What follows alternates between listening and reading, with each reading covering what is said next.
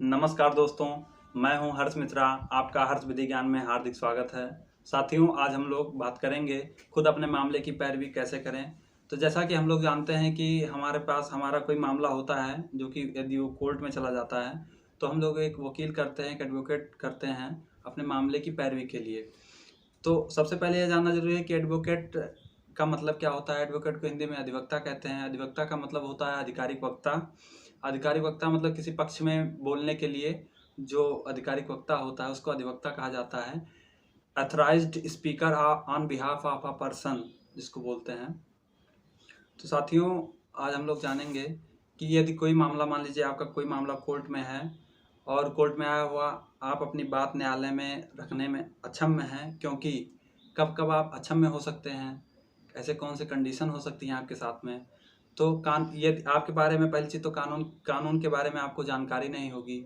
दूसरी चीज़, आप उतने लोगों की भीड़ में अपनी बात को रखने में अक्षम में हो सकते हैं। तीसरी बात, कोर्ट की भाषा का ज्ञान आपको नहीं है। तो ऐसे में आप अपनी बात कैसे न्यायालय में रख सकेंगे, यह एक स्वाभाविक सा प्रश्न है। इसीलिए हमको एक अधिवक्ता की आवश्यकता होती है। तो जैसे बहुत सारे मामले ऐसे भी होते हैं जिसमें पक्षकार जो होते हैं वो सक्षम नहीं होते हैं वकील करने के लिए।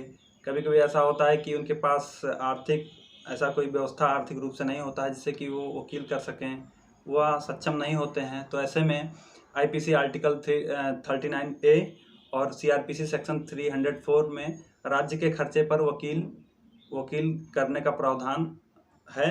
इसमें न्यायालय कोर्ट आदेश दे सकता है और वह आपके लिए एक राज्य स्तरीय वकील मतलब कर सकता है। न्यायालय के आदेश पर ही ऐसा संभव है।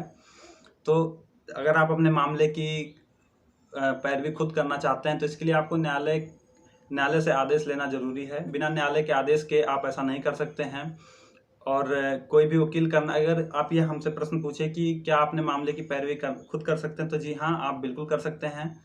और वकील करना ज़रूरी है या नहीं ज़रूरी है? ज़रूरी नहीं है। आप अपने मामले की पैरवी खुद कर सकते हैं। यदि आप अपने मामले की पैरवी करने जा रहे हैं तो मैं आपको कुछ सलाह देना चाहूँगा।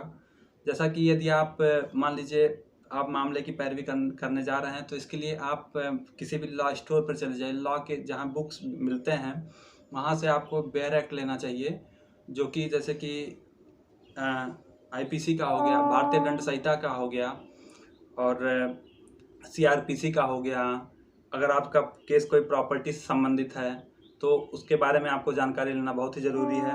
उसके लिए आपको प्रॉपर्टी एक्ट हो गया, इन सब चीज़ एविडेंस के रूप में एविडेंस एक्ट पढ़ना। ये सब चीज़ें यदि आप पढ़ करके न्यायालय में जाते हैं तो ऐसे में यह आपके लिए बहुत ही बेनिफिशियल होगा। क्योंकि जो न्यायालय में, मान लीजिए यदि आप न्यायालय में गए, जो अगर राज्य स्तरीय कोई वकील है, कोई एडवोकेट है, वह आप या दूसरे पक्षकार का पैरवी कर रहा है, तो ऐसे में उसको हर चीज़ की जानकारी होती है और आप अपने मामले की स्वयं पैरवी करेंगे। तो इसके लिए आपको एक जानकारी होना बहुत ही ज़रूरी है उस विषय के बारे में, जिससे कि आप, क्योंकि जब आप न्यायालय में जाएंगे, जब दूसरा पक्षकार आपके सामने कोई बहस होगा तो उसमें वह, जैसे मान लीजिए कोई अपराध है तो उसमें अपराध पूरा, बहुत सारे एडवोकेट ऐसे भी हैं जो कि क्योंकि वो काफ़ी अनुभवी होते हैं तो उसमें वो अपने अनुभव का प्रयोग करते हुए उसमें किसी मामले को, जैसे मान लीजिए कोई मामला है तो उसमें कहेंगे 356 में 356 का यह केस है, 357 का यह केस है।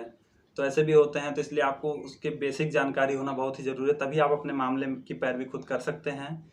साथियों, यह वीडियो अगर आपको अच्छा लगा हो तो कृपया अपने मित्रों के साथ शेयर करें।